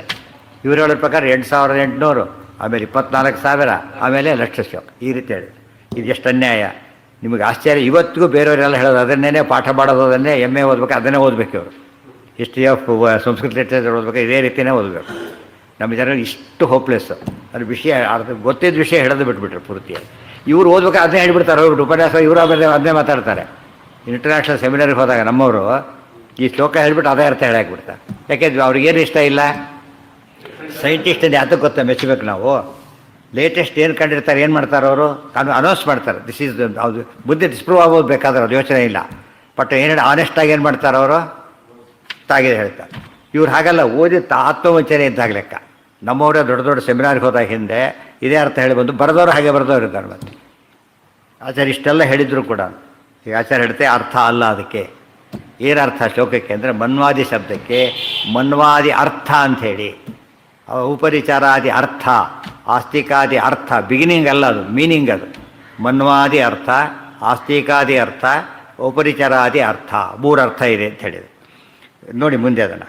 ಹಾಗಿದ್ರೆ ಮನ್ವಾದಿ ಅರ್ಥ ಅಂದರೆ ಏನು, ಆಸ್ತಿಕಾದಿ ಅರ್ಥ ಅಂದರೆ ಏನು, ಉಪರಿಚಾರಾದಿ ಅರ್ಥ ಅಂದರೆ ಅದನ್ನೆಲ್ಲ ಅವರೇ ಬಿಡಿಸ್ತಾರೆ. ಏನು ಅಂದರೆ ಸಕೃಷ್ಣಾನ್ ಪಾಂಡವಾನ್ ಗೃಹ್ಯ ಯೋ ಅಯಮರ್ಥಃ ಪ್ರವರ್ತತೆ ಪ್ರಾತಿಲೋಮ್ಯಾದಿ ವೈಚಿತ್ರಾತ್ ತಮ್ ಆಸ್ತಿಕಂ ಪ್ರಚಕ್ಷತೆ. ಇದು ಆಸ್ತಿಕಾರ್ಥ ಅಂದರೆ ಹೀಗೆ. ಆಸ್ತಿಕನ ಕಥೆಯ ಅರ್ಥ ಅಲ್ಲ ಇದು, ಈ ಅರ್ಥ. ಸಕೃಷ್ಣಾನ್ ಪಾಂಡವಾನ್ ಗೃಹ್ಯ, ಸಕೃಷ್ಣಾನ್ ಕೃಷ್ಣನ ಸಮೇತವಾಗಿ, ಪಾಂಡವರನ್ನು ಗೃಹ್ಯ ಅವರನ್ನು ಹಿಡ್ಕೊಂಡು, ಯಹ ಅಯಮರ್ಥ ಪ್ರವರ್ತತೆ, ಇತಿಹಾಸದ ಕಥೆಯ ರೂಪದಾಸ್ತ, ಇತಿಹಾಸದ ಅರ್ಥ ಹೇಳೋದಾದರೆ ಅದಕ್ಕೇನಂತ ಆಸ್ತಿಕಾಸ್ತ ಅಂತ ಕರೀತಾರೆ. ಪ್ರಾತಿಲೋಮ್ಯಾದಿ ವೈಚಿತ್ರ್ಯ, ಕೆಲವು ಕಥೆಯಲ್ಲಿ ವ್ಯತ್ಯಾಸ ಬರುತ್ತೆ, ಕೆಲವೆಲ್ಲ ಕೂಡ. ಭಾಗವತದಲ್ಲಿ ಬರೋ ಮಹಾಭಾರತದ ಕಥೆಗೂ, ವಿಷ್ಣು ಪುರಾಣದಲ್ಲಿ ಬರೋ ಮಹಾಭಾರತದ ಕಥೆಗೂ, ಇಲ್ಲಿ ಬರೋ ಮಹಾಭಾರತ ಕಥೆಗೂ ವ್ಯತ್ಯಾಸ ಇದೆ. ಅದಕ್ಕೆ ಪ್ರಾತಿಲೋಮ್ಯಾದಿ ವೈಚಿತ್ರ್ಯ, ಅದನ್ನು ಕಥೆಯಲ್ಲಿ ಸ್ವಲ್ಪ ವ್ಯತ್ಯಾಸ ಇರುತ್ತೆ, ಅದು ಕೂಡಿಸ್ಕೊಂಡ್ಬಿಟ್ರೆ ಆ ಸರಿಯಾದ ಅರ್ಥ ಆದರೆ ಅದೇನಂತ ಕರೀತಾರೆ, ಆಸ್ತಿಕಾರ್ಥ ಅಂತ ಕರೀತಾರೆ. ಎರಡನೇದು ಯಾವುದು, ನೀವು ಮೊದಲೇ ಅರ್ಥ ಆಯ್ತು ಈಗ. ಸೊ ಒಟ್ಟು ಅರ್ಥ ಏನು, ಈಗ ಮೇಲ್ನೋಟಕ್ಕೆ ಕಾಣೋ ಅರ್ಥ ಏನದು, ಕಥೆಯ ಅರ್ಥ ಏನದು, ಆಸ್ತಿಕಾದಿ ಅರ್ಥ. ನೆಕ್ಸ್ಟ್ ಯಾವುದೀಗ, ಮನ್ವಾದಿ ಅರ್ಥ. ಧರ್ಮೋ ಭಕ್ತ್ಯಾದಿ ದಶಕಃ ಶ್ರುತಾದಿ ಶೀಲವೈನಯೌ ಸಬ್ರಹ್ಮಕಾಸ್ತು ತೇ ಯತ್ರ ಮನ್ವಾದಿಂ ತಂ ವಿದುರ್ಬುಧಾಃ. ಮನ್ವಾದಿ ಅರ್ಥ ಅಂದ್ರೇನು, ಎಷ್ಟು ಸಿಂಪಲ್ ಇದು, ಭಾಳ ಇಂಪಾರ್ಟೆಂಟ್ ಇದೆ. ಧರ್ಮೋ ಭಕ್ತ್ಯಾದಿ ದಶಕಃ ಶ್ರುತಾದಿ ಶೀಲವೈನಯೌ ಸಬ್ರಹ್ಮಕಾಃ ತು ತೇ ಯತ್ರ ಮನ್ವಾದಿಂ ತಂ ವಿದುಹು ಬುಧಾಃ ಜ್ಞಾನಿಗಳು ಹೇಳ್ತಾರೆ. ಧರ್ಮ, ಮಹಾಭಾರತ ಏನು ಹೇಳ್ತಾ ಇದ್ದಾರೆ, ಧರ್ಮವನ್ನು ಹೇಳ್ತಾ ಇದ್ದಾರೆ. ಭಕ್ತ್ಯಾದಿ ದಶಕಃ, ಭಕ್ತಿ ಮೊದಲಾದ 10 ಗುಣಗಳು, ಶ್ರುತಾದಿ ಶ್ರವಣ ಮರಣಾದಿ 3 ಗುಣಗಳು, ಶೀಲ ವೈನಯ, ಶೀಲ ಕ್ಯಾರೆಕ್ಟರ್, ವೈನಯ ವಿನಯ, ಸಬ್ರಹ್ಮಕಾಸ್ತು ಮತ್ತು ದೇವರು, ಇಷ್ಟನ್ನೆಲ್ಲ ಇಟ್ಕೊಂಡು ಅರ್ಥ ಹೇಳ್ತಾರಲ್ಲ, ಅದಕ್ಕೆ ಏನಂತ ಕರೀತಾರೆ, ಮನ್ವಾದಿ ಅರ್ಥ ಅಂತ ಕರೀತಾರೆ. ಪೂರ್ತಿ ಅರ್ಥ ಆಗಲಿಲ್ಲ, ಅದು ಮುಂದೆ ಅರ್ಥ ಆಗುತ್ತೆ, ಗೊತ್ತಾಯ್ತಾ? ಇದಾದ್ಮೇಲೆ ಹೇಳ್ತಾರೆ, ಅರ್ಥ ಆಯ್ತಾ? ಧರ್ಮ ಭಕ್ತ್ಯಾದಿ ದಶಕಃ ಶ್ರುತಾದಿ ಶೀಲವೈನಯೌ ಸಬ್ರಹ್ಮಕಾಸ್ತುತೆ ಯತ್ರ ಮನ್ವಾದಿಂ ತಂ ವಿದುರ್ಬುಧಾಃ. ಈಗ ಔಪರಿಚಾರ ಅರ್ಥ ಅಂದರೆ ಅದು ಹೇಳಿಬಿಡ್ತಾರೆ, 3 ಹೇಳಿ ಆಮೇಲೆ ವಿವರಣೆ ಕೊಡ್ತಾರೆ. ನಾರಾಯಣಸ್ಯ ನಾಮಾನಿ ಸರ್ವಾಣಿ ವಚನಾನಿ ತು ತತ್ಸಾಮರ್ಥ್ಯಾಭಿಧಾಯಿನಿ ತಂ ಔಪರಿಚರಂ ವಿದುಹು. ನಾರಾಯಣಸ್ಯ ನಾಮಾನಿ ಸರ್ವಾಣಿ ವಚನಾನಿ ತು ತತ್ಸಾಮರ್ಥ್ಯಾಭಿಧಾಯಿನಿ ತಂ ಔಪರಿಚರಂ ವಿದುಹು. ಇದು ಉಪರಿಚರಾದ್ಯರ್ಥ, ಔಪರಿಚರ. ಆಸ್ತಿಕಾದ್ಯರ್ಥ, ಆಸ್ತಿಕಾರ್ಥ. ಆಮೇಲೆ ಮನ್ವಾದಿ ಅರ್ಥ, ಮನ್ವಾದಿ ಅರ್ಥ. 3 ಹೇಳಿದೆ. ಏನು ಇದಕ್ಕೆ ಅರ್ಥ ಏನು ಅಂದರೆ, ನಾರಾಯಣಸ್ಯ ನಾಮಾನಿ ಸರ್ವಾಣಿ ವಚನಾನಿ, ಸರ್ವಾಣಿ ವಚನಾನಿ. ಭೀಮ, ದುರ್ಯೋಧನ, ಯಾವ ಶಬ್ದ ಬೇಕಾದ್ರೂ ಬರಲಿ, ಯಾವ ಪದ ಬೇಕಾದರೂ ಬರಲಿ, ಯಾವ ಚಕಾರ ತುಕಾರ ಏನಾದರೂ ಬರಲಿ, ಅವಕ್ಕಿರೋದೇನು ಎಲ್ಲ ವಿಷ್ಣು ಸಹಸ್ರನಾಮ ಇದ್ದಾಗ. ನಾರಾಯಣ ಎನ್ನುವ ಸುರಗುರುವೇ ನಮಃ ಹಾಗೆ ಹೇಳ್ತಾವೆ, ಎಲ್ಲ ದೇವರ ಹೆಸರುಗಳೇ. ನಾರಾಯಣಂ ನಮಸ್ಕೃತ್ಯ, ನಾರಾಯಣ ನಮಃ, ನಮಸ್ಕೃತ್ಯಾಯ ನಮಃ, ಚಾಯ ನಮಃ, ಎಲ್ಲ ದೇವರ ಹೆಸರುಗಳೇ. ಆ ರೀತಿ ಓದೋದೇನದು, ಔಪರಿಚರ ಅರ್ಥ. ಅರ್ಥ ಆಯ್ತಾ? ಒಂದು ಆಸ್ತಿಕಾದಿ, ಅದು ಕಥೆ. ಮನ್ವಾದಿ ಅದು ಸಿಂಬಾಲಿಕ್ ಅದು. ಇದು ವಿಷ್ಣು ಸರ್ವೋತ್ತಮ, ಬಾತೆತ್ತೆ ವಿಷ್ಣು ಸರ್ವೋತ್ತಮ ಅಂತ ಹೇಳೋ 3 ಅರ್ಥ ಇದೆ. ಈಗ ನಾವು ಮಹಾಭಾರತ ಜಾತಕ ಶ್ರೇಷ್ಠ ಆಗೋದಕ್ಕೆ ಇನ್ನೊಂದು ಕಾರಣ ಬಂತೀವಿ. ಒಂದೇ ವಾಕ್ಯಕ್ಕೆ ಎಷ್ಟು ಅರ್ಥ ಬಂತು, ಪ್ರತಿಯೊಂದು ಮಹಾಭಾರತ ಒಂದೊಂದಲ್ಲ. ಮತ್ತೆ ಮೊದಲನೇ ಶ್ಲೋಕದ ಕೊನೆಯ ಶ್ಲೋಕದವರೆಗೆ, ಮೊದಲನೇ ಪದ ಕೊನೆಯ ಪದದವರೆಗೆ, ಪರ್ವದ ಹೆಸರು ಸಮೇತ, ಅಧ್ಯಾಯದ ನಂಬರ್ ಸಮೇತ ಎಲ್ಲ ಯಾವುದನ್ನು ಹೇಳ್ತಾ ಇದೆ, ವಿಷ್ಣು ಸರ್ವೋತ್ತಮ ಮತ್ತು ವಿಷ್ಣುವಾಚಕವೇ ಆಗಿದೆ. ಈ ಅರ್ಥ ಯಾರೂ ಯೋಚನೆ ಮಾಡಿಲ್ಲ ಇವತ್ತಿನವರೆಗೂ ಕೂಡ. ಅದನ್ನೇ ಹೇಳಿದ್ದು ಸುಕ್ತಂಕರ್ ಅಂತ ಒಬ್ಬ ವ್ಯಕ್ತಿ ಬಹಳ ಹಿಂದೆ ಮಹಾಭಾರತವನ್ನು ಎಡಿಟ್ ಮಾಡಬೇಕು ಅಂಥೇಳಿ ಸುಮಾರು 40 ಇಯರ್ಸ್ ಪ್ರೋಗ್ರಾಮ್ ಅವ್ರದ್ದು. 40 ಇಯರ್ಸ್ ಪ್ರೋಗ್ರಾಮ್ ನೆನ್ಪಿಟ್ಕೊಂಡು ಭಾರಿ ಸಿಸ್ಟಮೆಟಿಕ್ಕಾಗಿ ಮಾಡಿದರು. ಅದು ನಮ್ಮಲ್ಲಿ ಆಧುನಿಕರನ್ನು ಕಲಿಬೇಕಾದಿರುತ್ತೆ, ಕಲಿಯೋದಿಲ್ಲ, ಅಷ್ಟೇ ಬೈದು ಬಿಡ್ತಾರೆ ಅವ್ರನ್ನ. ನಮ್ಮದನ್ನು ಮಾಡೋಣ ಸೇರಿಸ್ಬಿಟ್ಟು. ಬಟ್ ಅವ್ರು ಮಾಡಿ ಏನು ಮಾಡಿದ್ರು ಗೊತ್ತಾ, ಫಸ್ಟ್ ಅವರು ಮಹಾಭಾರತನ ಎಡಿಟ್ ಮಾಡಬೇಕು ದೊಡ್ಡ ಪ್ರೋಗ್ರಾಮ್ 1916 ಹಾಕಿದ್ದಾರೆ. 1916 ಒಂದು ಸ್ಕೀಮ್ ಹಾಕಿಬಿಟ್ಟು ಒಂದು ದೊಡ್ಡ ಕಮಿಟಿ ಮಾಡಿಬಿಟ್ಟು, ಅದು ದೊಡ್ಡದು, ನೂರಾರು ಜನದ್ದು. ಆಗೆಲ್ಲ ಟೈಪಿನ ಕಾಲ, ಇವೆಲ್ಲ ಇರಲಿಲ್ಲ. ದೊಡ್ಡ ಒಂದು ಇನ್ಸ್ಟಿಟ್ಯೂಷನ್ ಕೆಲಸ ತಗೊಂಡು ಮೊದಲೊಂದು ಸುಮಾರು ಕೆಲವು ಅಧ್ಯಾಯಗಳನ್ನು ಮಾಡಿಬಿಟ್ಟು ಎಲ್ಲ ಯೂನಿವರ್ಸಿಟಿ ಕಳಿಸ್ಕೊಟ್ರೆ ಅದನ್ನು ಹೀಗೆ ಮಾಡ್ತಾ ಇದ್ದೀವಿ ನಾವು, ಇದು ಸರಿಯಾಗಿದೆಯಾ, ಇನ್ನೂ ಏನಾದ್ರು ಮಾಡಬೇಕಾ ಅಂದರೆ ಎಷ್ಟು ಇದು ಕನ್ಸರ್ನ್ ಇದೆ ನೋಡಿ ಅವರಿಗೆ, ಇನ್ನೇನಾದ್ರು ಮಾಡಬೇಕಾ, ಈ ಪ್ಯಾಟ್ರನ್ ಸರಿ ಇರುತ್ತಾ ಅಂತ ಕೇಳಿ ಸಜೆಷನ್ಸ್ ತೊಗೊಂಡು ಫೈನಲ್ ಶೇಪ್ ಕೊಟ್ಟರು. ಅದಕ್ಕೆ ತೊಗೊಂಡು ಒಂದೊಂದೇ ಶುರು ಮಾಡಿದ್ರು ಮಾಡಲಿಕ್ಕೆ. 2000 ಮ್ಯಾನುಸ್ಕ್ರಿಪ್ಟ್ ಉಪಯೋಗಿಸಿ ಎಷ್ಟು ಅವರು 2000 ಒಂದು ಪ್ರಿಂಟೆಡ್ ಓದಕ್ಕೆ ನಮಗೆ ಕಷ್ಟ ಆಗಿದ್ರೆ ಅವ್ರು 2000 ಮ್ಯಾನುಸ್ಕ್ರಿಪ್ಟ್ ಅಷ್ಟು ಜನ ಸೇರಿ ವರ್ಕ್ ಮಾಡ್ತಾ ಬಂದರು. ಗೊತ್ತಾಯ್ತಾ. ಮಾಡಿ ಮುಗಿದು ಸ್ಕೀಮ್ ಮುಗಿತಾ ಬಂತು, ಲಾಸ್ಟ್ ಸ್ಟೇಜಲ್ಲಿದ್ದರು. ಆಗ ಮಹಾಭಾರತ ಆದ್ಮೇಲೆ ಸಿಗ್ತವ್ರಿಗೆ ಪುಸ್ತಕ, ಮೊದಲು ಸಿಕ್ಕಿದ್ದಿಲ್ಲ. ನೋಡಿದ್ರು ಆಶ್ಚರ್ಯ ಆಗಿತ್ತು ಅವ್ರಿಗೆ, ಎಷ್ಟು ವಂಡರ್ಫುಲ್ ವರ್ಕ್ ಅಂತ ಬರೀತಾರೆ. ಪುಸ್ತಕನೇ ಬೇರೆ, on the meaning of Bharat ಪುಸ್ತಕ ಇದೆ, ಅದು ಇವತ್ತು ಸಿಗುತ್ತೆ. ಪರಮಾಶ್ಚರ್ಯ ಆಗೋಯ್ತು. ಆಗ ಬರೀತಾರೆ, ಮೊದಲು ಆಚಾರ ವಾಕ್ಯ ಕೋಟ್ ಮಾಡಿ ಶುರು ಮಾಡ್ತಾರೆ ಪುಸ್ತಕ. 3 ಲೆಕ್ಚರ್ಸ್ ಇರೋದ್ರಲ್ಲಿ. ಹೆಸರು ಆನಂದ, ಇವತ್ತು ಪುಸ್ತಕ ಸಿಗುತ್ತದೆ, on the meaning of the Mahabharata ಅಂತ ಬರೆದ ಪುಸ್ತಕ, ಭಾರಿ ಚೆನ್ನಾಗಿರೋ ಪುಸ್ತಕ. ಅದ್ರಲ್ಲಿ ಬರೀತಾರೆ, ಮೊದಲೆಲ್ಲ ಶುರು ಮಾಡಿದ್ವಿ, ಮಧ್ವಾಚಾರ್ಯ ಪುಸ್ತಕ ಸಿಕ್ತು, ಭಾಳ ಆಶ್ಚರ್ಯ ಆಯಿತು ನಮಗೆ ಅಂತ ಹೇಳ್ತಾರೆ. ಮತ್ತು ಇಷ್ಟೆಲ್ಲ ನಾವು ಇಷ್ಟು ಜನ ಸೇರಿ ಇಷ್ಟು ವರ್ಷ ಕೆಲಸ ಮಾಡಿದ್ದು ಕೂಡ ಅವ್ರು ಮಾಡಿದ ಕೆಲಸ ಬಂದು ಏನೂ ಅಲ್ಲ.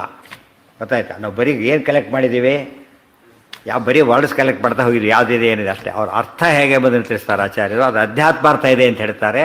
ಅದು ಯಾರೂ ಹೇಳಿದ್ದಲ್ಲ, ಅವರೊಬ್ಬರೇ ಹೇಳಿದ್ದು ಅಂತ ಹೇಳ್ತಾರೆ. ಎಷ್ಟು ಅವನು ಸ್ಮಾರತರು ಮಾತರಲ್ಲ ಆತ, ಮಾತರು ಕೆಲಸ ಮಾಡಲ್ಲ ಅಂತ ಗೊತ್ತಿದೆ ನಮಗೆ, ಅಲ್ಲಿ ಗೊತ್ತಲ್ಲ. ಆದ್ದರಿಂದ ಅವ್ರು ಫಸ್ಟ್ ಕ್ಲಾಸೇ ಮಾಡ್ತಾರೆ, ಮಾಡಿಬಿಟ್ಟು ಅಷ್ಟು ಕೊಂಡಾಡ್ತಾರೆ ಆ ಪುಸ್ತಕನ. ಪ್ರತಿಯೊಂದು ಇಂಥ ಅರ್ಥ ಯಾರು ಹೇಳ್ತಾರೆ, ಎಷ್ಟು ಚೆನ್ನಾಗಿದೆ ಅರ್ಥ ಇದು ಅಂತ ಹೇಳಿ ಮಾಡ್ದೆ. ಅನ್ಫಾರ್ಚುನೇಟ್ ಥಿಂಗ್ ನೋಡಿದ್ರೆ ಎಷ್ಟು ತಮಾಷೆ ಅಂದರೆ, ಸಾಯಂಕಾಲ ಲೆಕ್ಚರ್ ಡೆಲಿವರ್ ಮಾಡಬೇಕಾಗಿತ್ತು ಅಂತ, ಮಧ್ಯಾಹ್ನ ಎಕ್ಸ್ಪೈರ್ಡ್, ಹಾರ್ಟ್ ಅಟ್ಯಾಕ್. ಅದು ಹೊರಗೆ ಬರಲೇ ಇಲ್ಲ ಪುಸ್ತಕ. ಅದು ಹೊರಗೆ ಪುಸ್ತಕ ಪ್ರಿಂಟ್ ಆಯಿತು ಹೊರತು ಲೆಕ್ಚರ್ ಹೊರಗೆ ಬಂದಿದ್ದು ಏನಾಗ್ತಿತ್ತು, ಅದು ದೊಡ್ಡ ಕ್ರಾಂತಿ ಮಾಡ್ತಾಯಿತ್ತು. ಗೊತ್ತಾಯ್ತು. ಆ ಒಪಿನಿಯನ್ ಕೊಟ್ಟಾಗ ವಂಡರ್ಸ್ ಮಾಡ್ತಿತ್ತು. ಅದು ಆಕೆ ಅಷ್ಟು ವರ್ಷ ಮಾಡಿದ ಮನುಷ್ಯ ಯಾರೋ ಅಲ್ಲ ಆತ, chief editor of the whole scheme. ಅದು ಲೆಕ್ಚರಿಗೆ ಬರೋದಕ್ಕೆ ಹೋಯಿತು. ಇದು ಜನ ಆಮೇಲೆ ಓದಿದ್ರೆ ಅಬೋದು ಎಷ್ಟು ಕೂಡ ಏನಾಯ್ತು, ಅದಕ್ಕೆ ಆ ಇಂಪಾರ್ಟೆನ್ಸ್ ಸಿಗಲಿಲ್ಲ. ಮತ್ತು ಈ ಪುಸ್ತಕ ಸಿಗುತ್ತೆ, ಎಲ್ಲ ಇದೆ ಇವತ್ತು. ಇದನ್ನೆಲ್ಲ ಹಿಂದೆ ಕೊಟ್ಟು ಇದನ್ನೆಲ್ಲ ಹೇಳ್ತಾನೆ ಆತ. ಯಾಕೆ ಈ ಪ್ರಸಂಗ ಬಂತು ಅಂತ ಹೇಳ್ತಿದ್ದೇನೆ. ವಂಡರ್ಫುಲ್ ಪುಸ್ತಕ, ಯಾರೂ ಕೆಲಸ ಮಾಡಿ ಆನಂದ ತೀರ್ಥರೊಬ್ಬರೇ ಮಾಡಿರೋದು ಅಂತ ಹೇಳಿ. ಸಿಕ್ಕದು ಚೀಪ್, ಇಷ್ಟೇ 3 ಲೆಕ್ಚರ್ಸ್ ಇರೋದು.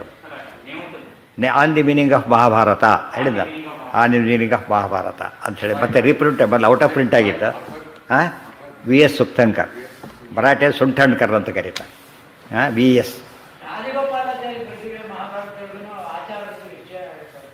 ಏನಿದೆ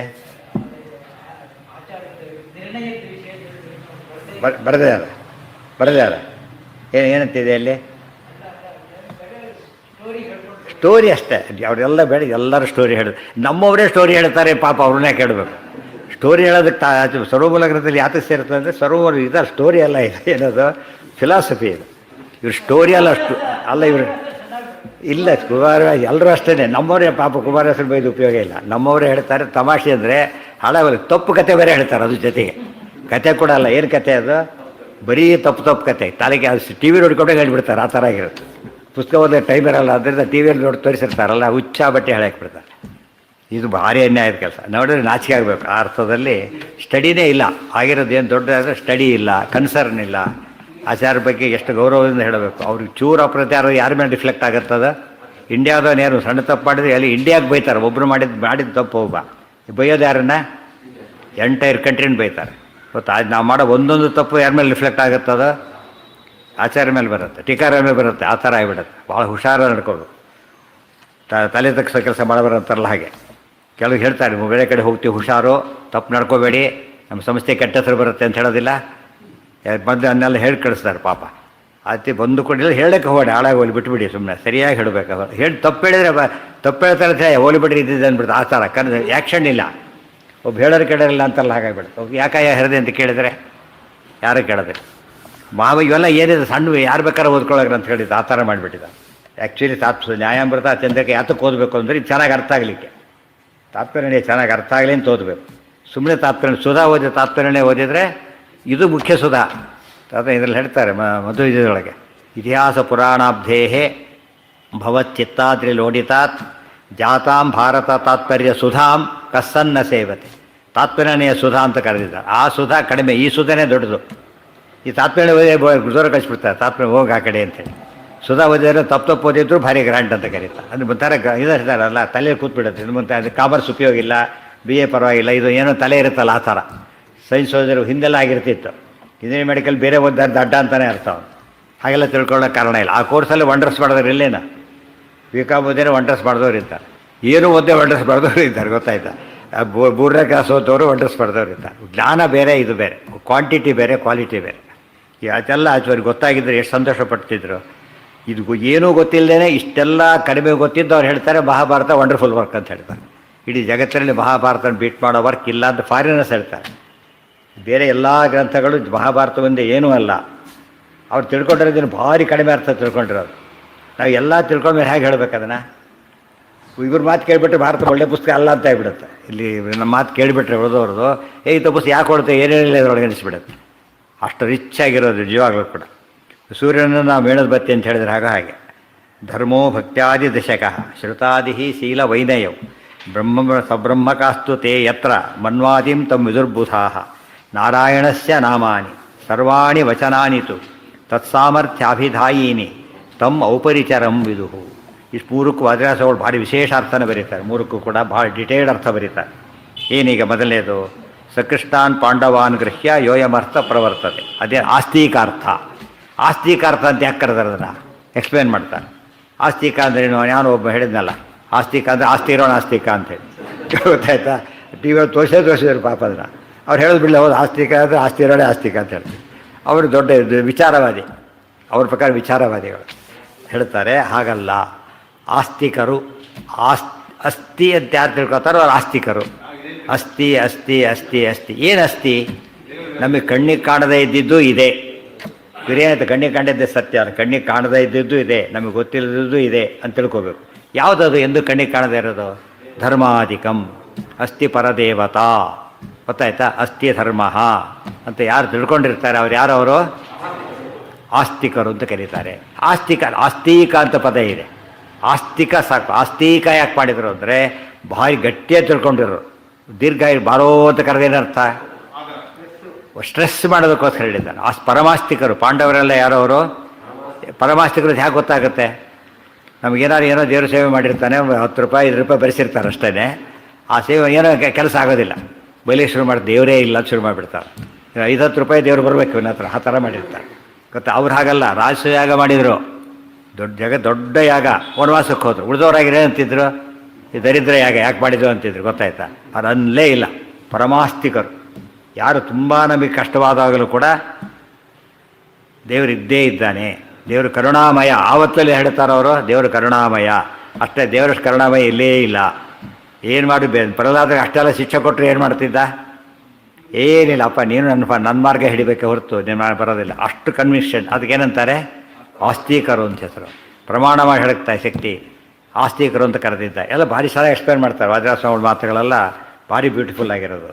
ಆಚಾರ್ಯ ಮಾತು ಇಷ್ಟನ್ನು ಪೂರ್ತಿ ಎಕ್ಸ್ಪ್ಲೇನ್ ಮಾಡಿ, ಇನ್ನು ಧರ್ಮೋ ಭಕ್ತ್ಯಾದಿ ದಶಕ ಇದೇನಿದು? ಧರ್ಮ ಅಂದ್ರೇನು, ಭಕ್ತ್ಯಾದಿ ದಶಕ ಅಂದ್ರೇನು? ಶ್ರುತ ನಿಮಗೇನು ತಕ್ಷಣ ಅರ್ಥ ಆಗಲ್ಲ. ಅಲ್ಲಿ ಬರೀತಾರೆ, ಮಹಾಭಾರತದಲ್ಲಿ ಯಾರ್ಯಾರು ಇದ್ದಾರೆ ಈಗ? ಧರ್ಮರಾಜ, ಭೀಮಸೇನ, ಅರ್ಜುನ, ನಕುಲ, ಸಹದೇವ, ದ್ರೌಪದಿ, ಕೃಷ್ಣ. ಇಷ್ಟು ಜನ ಇದ್ದಾರೆ. ಇಷ್ಟು ಜನಗಳು ಏನು ಹೇಳ್ತಾರೆ ಗೊತ್ತಾ? ಸಿಂಬಾಲಿಕ್ ಆಫ್ ವಾಟ್ ಅಂದರೆ ಧರ್ಮರಾಜ ಯಾವುದಕ್ಕೆ ಸಂಕೇತ? ಧರ್ಮ. ಧರ್ಮರಾಜನ ಕಥೆ ಕೇಳಿದಾಗ ಏನು ಗೊತ್ತಾಗುತ್ತೆ ನಮಗೆ? ಧರ್ಮದ ಮಹತ್ವ ಏನಂತೂ ಗೊತ್ತಾಗುತ್ತೆ. ದಿ ಹೋಲ್ ರೆಪ್ರೆಸೆಂಟೇಷನ್ ಆಫ್ ಧರ್ಮ ಅದು. ಭಕ್ತ್ಯಾದಿ ದಶಕ ಭೀಮ. ಧರ್ಮಾದಿ ದಶಕ 10 ಗುಣ ಇರೋದು ಯಾರಲ್ಲಿ? ಯಾವುದು? ಇಲ್ಲಿ ಬರೀತಾರೆ. ಭಕ್ತಿರ್ ಜ್ಞಾನಂ ಸವೈರಾಗ್ಯಂ ಪ್ರಜ್ಞಾ ಮೇಧಾ ಧೃತಿ ಸ್ಥಿತಿ ಯೋಗ ಪ್ರಾಣ ಬಲಂ. ಇವಿಷ್ಟು 10 ಎಣಿಸ್ಕೊಡ್ರಿ. ಭಕ್ತಿ, ಜ್ಞಾನ, ವೈರಾಗ್ಯ, ಪ್ರಜ್ಞಾ, ಮೇಧ ಎಷ್ಟಾಯಿತು? ಧೃತಿ, ಸ್ಥಿತಿ ಎಷ್ಟು? ಯೋಗ 8, ಪ್ರಾಣ 9, ಬಲಂ 10. ಈ 10 ಗುಣಗಳು ಏನಂತ ಕರೀತಾರೆ? ಭೀಮ ಅಂತ. ವೃಕೋದರ ಇತಿ ಸ್ಮೃತಃ. ಸೊ ಭೀಮನ ಎಲ್ಲೆಲ್ಲಿ ಬರುತ್ತೋ ಏನು ಸಬ್ಸ್ಟಿಟ್ಯೂಟ್ ಮಾಡಬೇಕಲ್ಲಿ? ಭೀಮನ ಸಮ ಯಾರೂ ಇಲ್ಲ, ಭಕ್ತಿ ಸಮ ಯಾವುದೂ ಇಲ್ಲ. ನಹಿ ಜ್ಞಾನೇನ ಸದೃಶಂ. ಸಬ್ಸ್ಟಿಟ್ಯೂಟ್ ಮಾಡ್ತಾ ಹೋಗ್ಬೇಕು. ಭೀಮನ 10 ಗುಣಗಳು ಯಾವುದಕ್ಕೆ ರೆಪ್ರೆಸೆಂಟ್ ಮಾಡೋದು? ಭೀಮ. ಅದಕ್ಕೆ ದಶಪ್ರಮತಿ ಅಂತ ಕರೆಯೋದು. ದಶಪ್ರಮತಿ ಆಗಿರೋದು ಅದಕ್ಕೇನೆ. ದಶ ಅಂದರೆ ಪೂರ್ಣ. 10 ಹೇಳಿದ್ದಕ್ಕೆ 10 ಅಲ್ಲ, ಪೂರ್ಣ ರೌಂಡ್ ನಂಬರು. ಯಾವ ದೊಡ್ಡ ನಂಬರು ಕೂಡ ಮಲ್ಟಿಪಲ್ಸ್ ಆಫ್ 10ನಲ್ಲೇ ಬರುತ್ತೆ. ಆದ್ದರಿಂದ ಹಾಗೆ ಇಟ್ಕೋಬೇಕು. ಭಕ್ತಿರ್ ಜ್ಞಾನಂ ಸವೈರಾಗ್ಯಂ ಪ್ರಜ್ಞಾ ಮೇಧಾ ಧೃತಿ ಸ್ಥಿತಿ ಯೋಗ ಪ್ರಾಣ ಬಲಂಚೈವ ವೃಕೋದರ ಇತಿ ಸ್ಮೃತ್. ನೋಡಿ ಯಾರು ಗ್ರೇಟ್ ಆದ್ರೆ ಈಗ? ಧರ್ಮರಾಜ 1 ಗುಣಕ್ಕೆ ಸಂಕೇತ, ಭೀಮಸೇನ 10 ಗುಣಕ್ಕೆ ಸಂಕೇತ. ಆಮೇಲೆ ಭಕ್ತ್ಯಾದಿ ದಶಕ, ಭಕ್ತಿ ಮೊದಲಾದ 10. ಅದಕ್ಕೆ ಆಚಾರ್ಯ ಕೂಡ ಎಕ್ಸ್ಪ್ಲನೇಷನ್ ಅದು. ಶ್ರುತಾದಿ ಅಂದರೆ ಶ್ರುತಂ ಅಂದರೆ ಶ್ರವಣ, ಆದಿ ಮನನ ಧ್ಯಾನ. ಶ್ರವಣ ಮನನ ಧ್ಯಾನ ಇದು ಯಾರಿಗೆ ಸೂಚನೆ? ಇದು ಅರ್ಜುನ. ಧರ್ಮರಾಜ, ಭೀಮಸೇನ, ಅರ್ಜುನ. ಅದಕ್ಕೆ ಶ್ರುತಾದಿ ಶ್ರವಣ ಮನನ ಧ್ಯಾನ. ಎಷ್ಟಾದ್ರೀಗ? 10, 1, 11, 3 ಎಷ್ಟಾಯ್ತು? 14 ಆಯ್ತು ಈಗ. ಆಮೇಲೆ ಶೀಲ ವೈನಯವು, ಶೀಲ ವಿನಯ. ನಕುಲ ಯಾರು? ಶೀಲದ ಸಂಕೇತ. ವಿನಯ ಸಂಕೇತ ಯಾರು?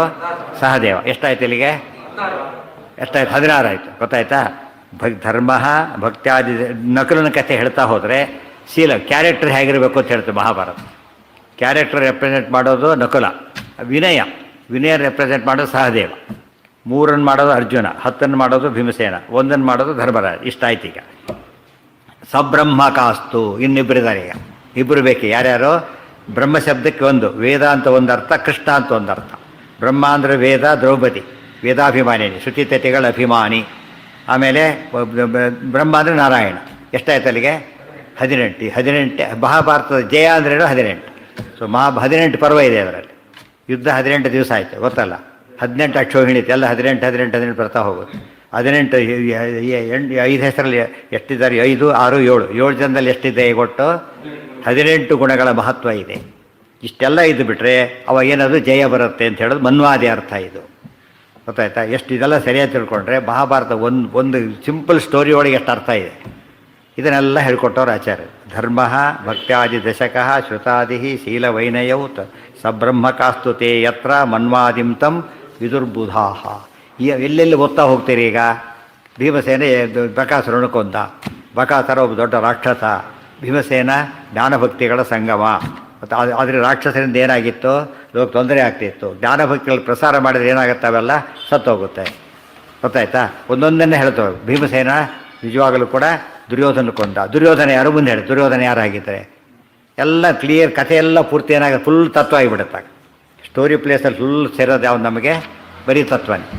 ಇದನ್ನು ಮೂರನೇ ಅರ್ಥ ಇದೆ. ಎರಡನೇ ಅರ್ಥ ಎಕ್ಸ್ಪ್ಲೇನ್ ಮಾಡ್ತೀವಿ ನೋಡಿ ಮುಂದೆ. ಏತದ್ ದಶಾತ್ಮಕೋ ವಾಯು. ಈ 10 ಗುಣಗಳ ಸಂಕೇತವೇ ವಾಯುದೇವರು ಅಂತ ಯಾತಕ್ಕೆ ಹೇಳಿದರು ಅಂದರೆ ಹನುಮಂತನಿಗೂ ಅನ್ವಯ ಇದು, ಭೀಮನಿಗೂ ಅನ್ವಯ, ಮೂಲ ರೂಪಕ್ಕೂ ಅನ್ವಯ. ಯಾವುದು?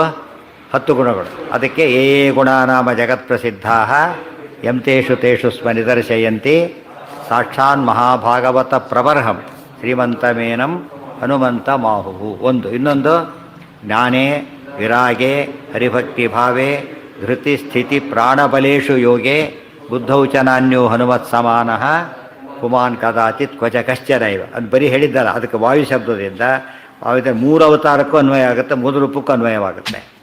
ಅದೇ ರೀತಿ ಬುಡ್ದವರೆಲ್ಲ ಒಂದೊಂದಕ್ಕೆ ಅನ್ವಯವಾಗ್ತಾರೆ. ಅರ್ಜುನ ಮಹಿಮೆ ಎಲ್ಲೆಲ್ಲಿ ಹೇಳ್ತೇವೋ ಅಲ್ಲೇನು ಸಿಗುತ್ತೆ ನಮಗೆ? ಶ್ರವಣ ಮನನ ಧ್ಯಾನದ ವೈಶಿಷ್ಟ್ಯ ನೋಡಿ ಅಂತ. ಶ್ರವಣ ಮನನ ಧ್ಯಾನ ಅರ್ಜುನನ ಸಂಕೇತ. ಕೃಷ್ಣ ಅದಕ್ಕೆ ಉಪದೇಶ ಮಾಡಿದ. ಯಾರು ಶ್ರವಣ ಮನನ ಧ್ಯಾನ ತಯಾರಿರ್ತಾರೋ ಅವರಿಗೆ ಗೀತ ತಿಳಿಯೋದು, ಬೇರೆಯವ್ರಿಗೆ ತಿಳಿಯೋದಿಲ್ಲ. ಅರ್ಥ ಆಯ್ತಾ? ಆತ ಅದು ಬಿಟ್ಟಿದ್ದ, ಯುದ್ಧ ಮಾಡೋದಿಲ್ಲ ಅಂದ. ಕೇಳಿದ ತಕ್ಷಣ ಏನು ಮಾಡ್ದ? ಯುದ್ಧ ಮಾಡೋಕ್ಕೆ ಶುರು ಮಾಡೋದು.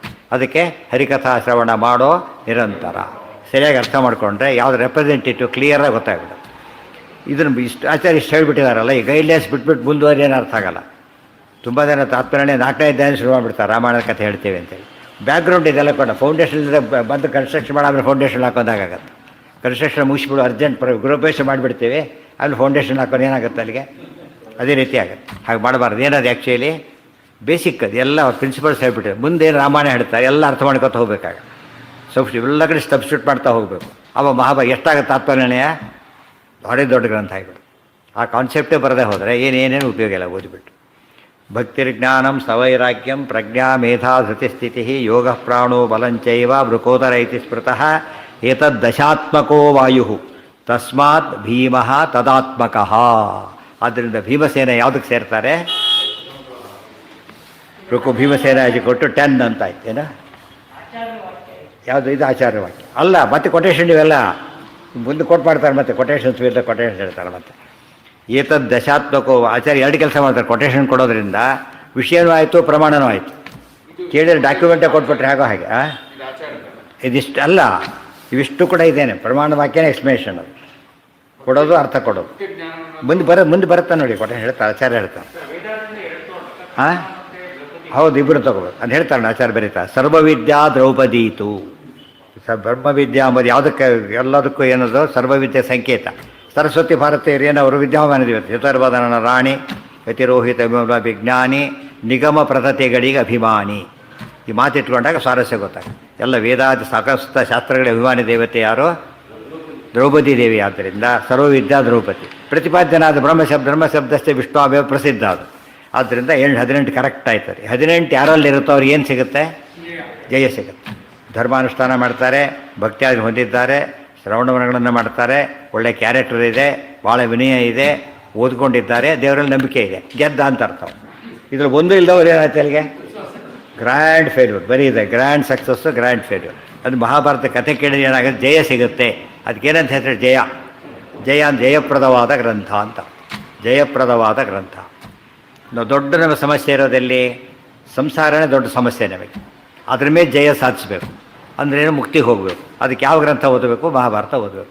ಏನು ಇಷ್ಟಿರಬೇಕಾ? ಮುಕ್ತಿ ಹೋಗ್ಬೇಕಾದ್ರೆ ಏನಿರಬೇಕು? ಧರ್ಮಾನುಷ್ಠಾನ ಇರಬೇಕು. ಧರ್ಮ ಬಿಟ್ಟು ಅವನು ಏನಾಗಲಿಕ್ಕೆ ಸಾಧ್ಯ ಇಲ್ಲ. ಮುಕ್ತಿ ಹೆಸರೇ ಇಲ್ಲ. ಕಾನೂನೇ ಪಾಲನೆ ಮಾಡದೆ ಹೋದರೆ ಅವನಿಗೆ ಪ್ರಮೋಷನ್ ಬೇರೆ ಕೊಡ್ತಾರೆ. ಅವನಿಗೆ ಕಾನೂನು ಪಾಲನೆ ಮಾಡಿ ಏನು ಮಾಡ್ತಾರೆ? ಅವನ್ನ ಕೆಲಸನೇ ಕೊಡೋಲ್ಲ. ಫಸ್ಟು ಕೊಟ್ಟ ಮೇಲೆ ಇದೆ ಅಂತ ಗೊತ್ತಾರೆ, ತೆಗೆದುಹಾಕ್ತಾರೆ ಅಷ್ಟೇ. ಅವನು ನಾಸ್ತಿಕ, ಅವನು ಕಾನೂನು ವಿರೋಧಿ ಅಂತ ಗೊತ್ತಾರೆ, ಏನು ಮಾಡ್ತಾರೆ? ಯಾವ ಒಂದು ಮಂದಿದ್ದು ಒಂದು ಅಂಡರ್ಟೇಕಿಂಗ್ ತಗೋತಾರೆ ಫಸ್ಟು. ಯಾವುದೇ ಸಂಸ್ಥೆಗೆ ಸೇರಿಸ್ಬೇಕಾದ್ರೆ I abide by the rules of the above institution. ಆ ರೀತಿ ಇನ್ನು ಕೊಡದೆ ಹೋದರೆ, ಅಂಡರ್ಟೇಕಿಂಗ್ ಕೊಡದೆ ಹೋದರೆ ತಗೊಳ್ಳೋದೇ ಇಲ್ಲ ಕೆಲಸಕ್ಕೆ. ಇವತ್ತು ಜಗತ್ತಿನಲ್ಲಿ ಬದುಕಬೇಕಾದ್ರೆ ಧರ್ಮಾನುಷ್ಠಾನ ಮಾಡಬೇಕು. 9-10 ಗುಣ ಇರಲೇಬೇಕು. ಶ್ರವಣ ಮರಣ ಮಾಡಲೇಬೇಕು. ಶ್ರವಣ ಮರಣಕ್ಕೆ ಎಂಡೇ ಇಲ್ಲ. ಮಾಡ್ತಾ ಇರಬೇಕು. ಜ್ಞಾನ ಹೆಚ್ಚುತ್ತಾ ಇರ್ತದೆ. ಶೀಲ ಇಲ್ಲದೆ ಹೋದರೆ ಕ್ಯಾರೆಕ್ಟರೇ ಇಲ್ಲ. ಏನು ಕೆಲಸ ಕೊಡಬೇಕು? Very bad character. ಕತೆ ಮುಗಿತು ಅವನಿಗೆ. Very bright, very bad character. ಆಮೇಲೆ ವಿನಯನೇ ಇಲ್ಲ, ಉದ್ದಟ. ಈ CRನಲ್ಲಿ ಎಕ್ಸ್ಪೆಕ್ಟ್ ಮಾಡೋದೇನು? Obedient to the superior. ಆ ಪದನೇ ಬರಬೇಕು ಅಲ್ಲಿಗೆ. ಇಲ್ಲದೆ ಹೋದರೆ ವಿನಯ ಇಲ್ಲ ಅಂತ ಅರ್ಥ. ಇಷ್ಟೆಲ್ಲ ಬಾಧ್ಯನ ಓದೇ ಇಲ್ಲ ಅವನಿಗೆ ದ್ರೌಪದಿ. ಆಮೇಲೆ ದೇವರಲ್ಲಿ ಭಕ್ತಿ ಇಲ್ಲ, ದೇಶಭಕ್ತಿನೇ ಇಲ್ಲ, ಎಲ್ಲ ಗುಣಗಳು ಜೀರೋ. ದೈವಭಕ್ತಿ ಇಲ್ಲದವರು ಎಲ್ಲ ಶಾಸ್ತ್ರದ ಪ್ರಕಾರ ಅವನು ಜೀರೋ. 18 ಇದ್ದರೆ ಜಯ ಸಿಗುತ್ತೆ ಅಂತ ಹೇಳೋದೇ ಮಹಾಭಾರತದ ದೊಡ್ಡ ಸಂದೇಶ. ಆಗ ನಮಗೆಲ್ಲ ತಿಳಿಯಿತು. ಭಕ್ತಿ ಜ್ಞಾನಮ್ಮ ಐತಿ. ಸರ್ವವಿದ್ಯಾ ದ್ರೌಪದೀತು ಯಸ್ಮಾತ್ ಶೈವ ಸರಸ್ವತಿ. ನಮಗೆ ಸಿಂಪಲಾಗಿ ಅರ್ಥ ಆಗಲಿಕ್ಕೆ ಹೇಳಿದೆ. Draupadi represents all knowledge. ಯಾತಕ್ಕೆ ಅಂದರೆ ಶೈವ ಸರಸ್ವತಿ. ಅವ್ರು ಯಾರು? ಸರಸ್ವತಿನೇ ತಾನೆ. ಸರಸ್ವತಿಯಿಂದ ಅರ್ಥ ಆಗುತ್ತಲ್ಲ. ಸರಸ್ವತಿ ತಕ್ಷಣ ಜ್ಞಾನ ಅಂತ ಅರ್ಥ ಆಗಿಬಿಡುತ್ತೆ. ಎಂಥ ಸರಸ್ವತಿ ನಮಸ್ತುಭ್ಯಂ ವರದೇ ಕಾಮರೂಪಿಣಿ ವಿದ್ಯಾರಂಭಂ ಕರಿಷ್ಯಾಮಿ ಅಂತ ಹೇಳ್ತೇವಲ್ಲ, ಎಲ್ಲರಿಗೂ ಗೊತ್ತು. ಪುಸ್ತಕ ನೋಡಿ, ಪೇಪರ್ ನೋಡಿದ ತಕ್ಷಣ ಸರಸ್ವತಿ ಅಂತ ಹೇಳ್ತಾರೆ. ಅರ್ಥ ಆಯ್ತಾ?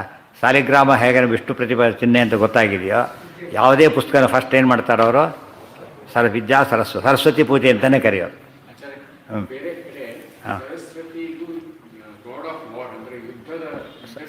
ಇಲ್ಲ ಬಂದೇ ಇಲ್ಲ. ಇವ್ರು ಮಾಡ್ಕೊ ಯಾರೋ ಹೇಳಿದ್ರೆ ಅಲ್ಲ ಅದು. ಇದಿಷ್ಟು ಕೂಡ ಪಾಂಡವರ ಕಥೆ ಆಯಿತು. ಇನ್ನು ದೊಡ್ಡದು ದುರ್ಯೋಧನ ಅಂತ ಹೇಳಿದ್ದಾರೆ. ಅವರೇನು ರೆಪ್ರೆಸೆಂಟ್ ಮಾಡ್ತಾರೆ ಅಂದರೆ ಅಜ್ಞಾನಾದಿ ಸ್ವರೂಪಸ್ತು ಕಲಿರ್ ದುರ್ಯೋಧನಸ್ತು. ಅದು ನಾಳೆ ಅದಿಷ್ಟು ಕೂಡ. ಅದು ಇದಿಷ್ಟು ಇಟ್ಕೊಂಡು ಮಹಾಭಾರತ ಓದಿಯಾಗ ಕೇಳಿ ಎಷ್ಟು ಅರ್ಥವತ್ತಾಗಿದೆ. ಪ್ರತಿ ಸ್ಟೇಜಲ್ಲೂ ಕೂಡ ಏನಾಗುತ್ತದೋ ಹೊಸ ರೀತಿಯಲ್ಲಿ ಅರ್ಥ ಬಂದುಬಿಡುತ್ತೆ. ತಿಳಿತಾ? ಅನ್ನದ ಚಿತ್ರ ಇರೋದು ಬೇರೆ, ಅನ್ನನೇ ಇರೋದು ಬೇರೆ. ಅನ್ನ ಚಿತ್ರ ತಿನ್ಲಕ್ಕೆ ಬರೋದಿಲ್ಲ, ಅದು ನೋಡ್ಲಿಕ್ಕೆ ಬರುತ್ತಷ್ಟೆ. ತಿನ್ಲಕ್ಕೆ ಬರೋದು ಯಾವುದು? ಅನ್ನನೇ. ಅದಕ್ಕೆ ನಾವು ತತ್ವ ಇದು, ಅದು ಕಥೆ, ಇದು ತತ್ವ. ತತ್ವ ಏನು ಮಾಡುತ್ತೆ? ನಮ್ಮನ್ನಾಗ ಗೈಡ್ ಮಾಡ್ತಾ ಹೋಗುತ್ತೆ. ಕಥೆ ವಿಷಯ ಹೇಳುತ್ತೆ. ಅದು ಸಿಂಬಲ್ ಇದ್ದಾಗ ಅಷ್ಟೆ, ಸಿಂಬಾಲಿಕ್. ಅದಕ್ಕೆ ಸಿಂಬಲ್ ಅದು.